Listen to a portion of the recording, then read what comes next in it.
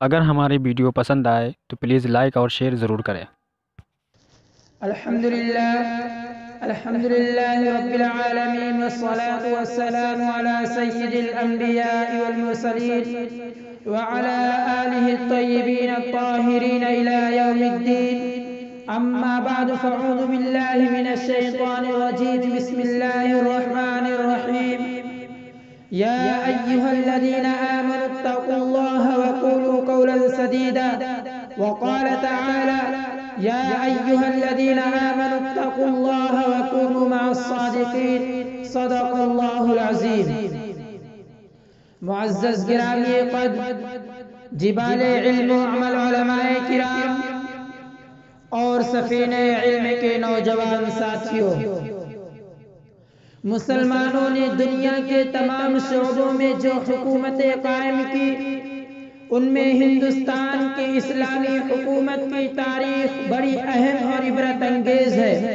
تقریباً 800 سال تک اس ملک کی قسمت کا ستارہ بلند رہا ہے، پرچم اسلام کے سائے میں پھولتا اور پھلتا رہا، مگر بدقسمتی سے انقلاب کی بادیں تند و تیز کا ایسا منحوس جھونکا آیا جس نے اس ملک کی شمع اقبال کو ایسا خاموش کر دیا جو آج تک خاموش ہے۔ ہندوستان میں اسلام کی آمد اور اس کے عروج و زوال کی تاریخ بڑی پیچیدہ اور گھنونی ہے۔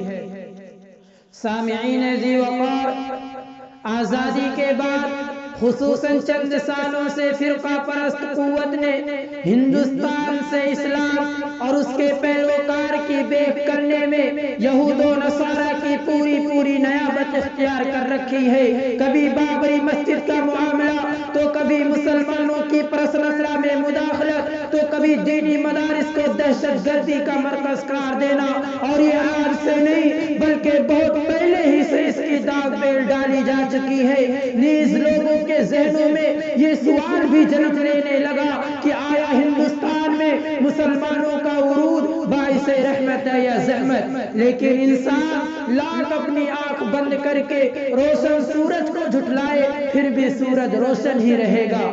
ہندوستان میں اسلام کی آمد سے پہلے بدھ مذہب کے پیروکار تھے۔ ہندوستان میں بدھ مذہب کو راجا اشوک کے زمانے میں کافی ترقی ملی، لیکن پورا معاشرہ بت پرستی کی دلدل میں پھنسا ہوا تھا۔ سامعین باتمکین، بعثت نبی صلی اللہ علیہ وسلم سے بھی پہلے ہندوستان کے مختلف قبائل کا وجود ملتا ہے۔ آپ صلی اللہ علیہ وسلم نے ایک وفد کے بارے میں فرمایا کہ یہ کون لوگ ہیں جو ہندوستانی معلوم ہوتے ہیں؟ لوگوں میں مشہور یہ ہے کہ ہندوستان میں اسلام کی روشنی بزور تیر و شمشیر سب سے پہلے سرزمین سندھ پر پڑی، لیکن یہ واقعہ 93 ہجری کا ہے، جبکہ اس سے بہت پہلے واحد فاروقی 15 ہجری ہی میں مالابار اور سرامدیپ کے علاقوں میں اسلام کی خوشبو پھیلنا شروع ہو گئی تھی۔ اس عالم کی تقدیر بدلنے والے آفتاب و مہتاب ساتھیوں، ہندوستان پر مسلمان حکمرانوں کی تہذیب و تمدن کے اثرات کے پیش نظر علامہ شبلی رحمت اللہ علیہ فرماتے ہیں کہ کسی غیر قوم کا کسی غیر ملک پر قبضہ کرنا کوئی جرم نہیں، ورنہ دنیا کے سب سے بڑے فاتح سب سے بڑے مجرم ہوں گے۔ لیکن یہ دیکھنا چاہیے کہ فاتح قوم نے ملک کی تہذیب و تمدن پر کیا اثر پیدا کیا۔ یوں تو ہلکی پھلکی جھڑپیں 15 ہجری ہی سے پھیلنا شروع ہو گئی تھی۔ اس کے بعد محمد بن قاسم نے شاندار کارکردگی دکھائی جس کی تاریخ کے اوراق شاہد ہے کہ اہل سندھ پہلے کیا تھے، اور اسلام کے مقدس اور روح افزا سائے میں آنے کے بعد اس اخلاق و تعلیم و تہذیب کے کیسے اعلیٰ معیار پر پہنچ گئے۔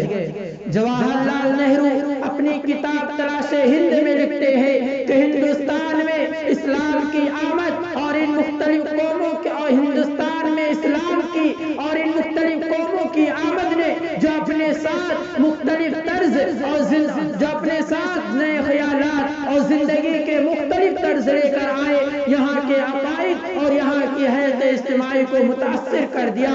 نیز ڈاکٹر پٹابی سیتارمیا اس کی تائید میں کہتے ہیں کہ مسلمانوں نے ہمارے کلچر کو مالا مال کیا ہے، ہمارے نظم و نسق کو مستحکم اور مضبوط بنایا ہے۔